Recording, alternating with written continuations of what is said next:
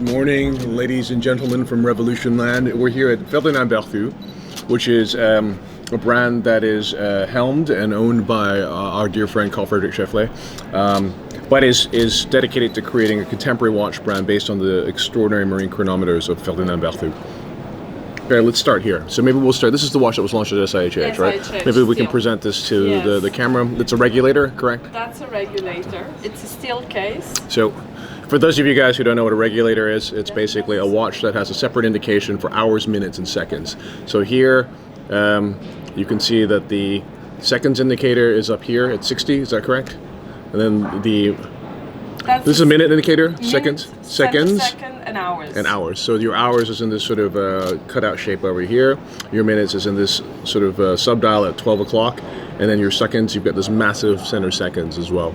And then you've got a really visible minute/seconds track. No, actually in this case it's only a seconds track to read it off at the perimeter of the dial. Now this watch was launched at SIHH. So what you're looking at there is a massive tourbillon, which also has a chain and fusee mechanism. So the chain and fusee mechanism was created in the old days. They were always trying to figure out how to make power supply more consistent, right? So as the torque of the barrel diminishes, the torque to the movement also diminishes. This is when the barrel unwinds, and so you get less quality of power. The chain and fusee was a mechanism that increased the torque of the barrel as it diminished, right? It was essentially a cone with a tiny chain like a bicycle, and as the barrel unwound, the fusee and chain wound to put tension on that mechanism, right? So, so you can see this is gorgeous and massive tourbillon here. What is the dimension of your tourbillon? The diameter? 16.55 millimeters. Wow, and then the balance wheel is? With variable inertia is around 9 millimeters. Okay, so massive balance wheel, massive cage, beating at a vibrational speed of? 3 hertz. 3 hertz, so 21,600 vibrations, you know? But absolutely stunning, right? Now, so the steel one was launched at SIHH in January, but as sort of an homage to the marine roots of the brand, right? For those of you guys that don't know what a marine chronometer is, let me just back it up and talk about this for a second.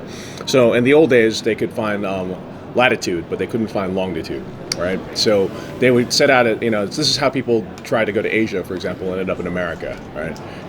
Correct? It's like, yeah, now we're going to Asia, right? We brought a marine chronometer over for you. It's a copy of a marine chronometer. Yeah. So what they determined was if you had a really accurate watch and it was set to the time from the destination that you left, you can compare that time versus local time on your ship, which you would get based on the sun relative to the horizon, and there you could figure out your longitude. But the problem was if you had even a deviation of a couple of minutes, you could be wildly off track, which is again how people try to go to Asia and they end up in America, right? Yeah. So it was actually the British Harrison that was the first guy to create a successful marine chronometer, but Ferdinand Berthoud is considered to be the master of the marine chronometer. Can we say that? He was an innovator in many different ways, but he used to create these, and these are actually what gave, for example, the French the capacity to have dominion over the seas, the navies, and one of the materials that you often find on boats is, in fact, bronze, right? So bronze is the case material for the new Ferdinand Berthoud regulator tourbillon with chain and fusee that we have here. We have three different patinas. Piece units. Two different patinas. So these are all bronze, correct? They're all bronze, all different art. So do you want me to show them to you, or yeah? Okay. So let me go from like the least affected by patina. Oh, so they're all pièces uniques. Yes. Oh, that's really cool. They're only going to be 5 pieces, unique pieces. And everyone will have a different patina. All of them Amazing. will be different. That's a great idea. That's so charming. It's an homage to Ferdinand Berthoud. Do you have that? So 5 kilometers that was Did you get born that? in the Astronauts. Then you're going to have slightly more aggressively patinaed here. So which one would you wear? Which is your favorite? I like that one very much. It's cool. It's got a lot of character to it. Very, very characteristic. All right. And then you've got this one as well, which is, I guess, this one is more easy to wear. a bit in between, yeah, exactly. In between. This is the traditional patina of art. You can see here the sculpture of Mr. Berthoud. And this is the original sculpture that he displayed in Paris. We had a copy here. So when you see this sculpture in its original form, it's almost like copper looking. It's very shiny. And then over the years, it patinas and becomes this gorgeous color. And so the question I have is will these watches continue to patina as well? It will continue, yes. It will That's still cool. evolve with time. Fantastic. So they are unique when you get them, and they will continue to be unique to your specific. Yes, and how, like, what causes them to patina more? If you are in a saltwater environment, for example. Depends how you wear it. If you flap your arms like this, it causes them to patina, and then if you go the opposite direction, it unpatinas. Apparently, it's right. You want to try? Wet. It's I don't think so. Okay. But I'm interested to know Wet.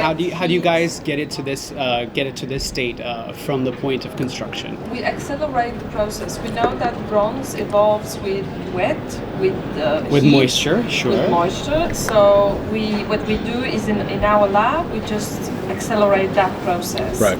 So how long did this take?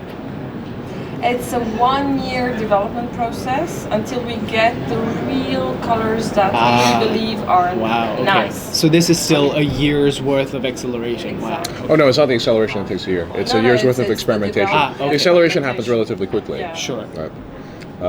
But yeah, I mean, the result is stunning. And I love this idea also because I think we've entered in this age where everyone wants something that's unique and individual. Right? Yes, yeah, that's right. So have you sold all 5 of them already? Pretty much, I right? think you should ask the general manager. Okay. I get my joker on We this. have a lot of interest. Yes. But we will have to make an attribution. So now it's a question of deciding who you would like to sell them to. That's right. So what are the characteristics that you look for in someone that you would sell one of these watches to? Someone that's a genuine sort of enthusiast. Exactly. Yes. The enthusiasm, Yes. the passion, and Yes. the fact that maybe some of this collector already have a Berthoud. Ah, this is nice. This is nice. also This is nice. something. And then it makes sense because they want to progress their collection in a very natural way as well. Yeah, I think you should make they should take a quiz actually. Like, explain to us how Explain longitude is it. achieved at sea. Candidate. Exactly. Yeah, I'm just saying. You know, that's good. You don't want a dumbass to own the watch, for example. You know, so that's great. Well, thank you. Not that I'm sure all Berthoud owners are very intelligent, which is because it's not necessarily an obvious choice. It's someone that really has a right. You understanding. have to really appreciate that movement construction. And understand the roots of watchmaking and understand the history of watchmaking and who this figure is. And most importantly, how well the team, and in particular Carl Friedrich, have translated the spirit of Berthoud into these modern watches.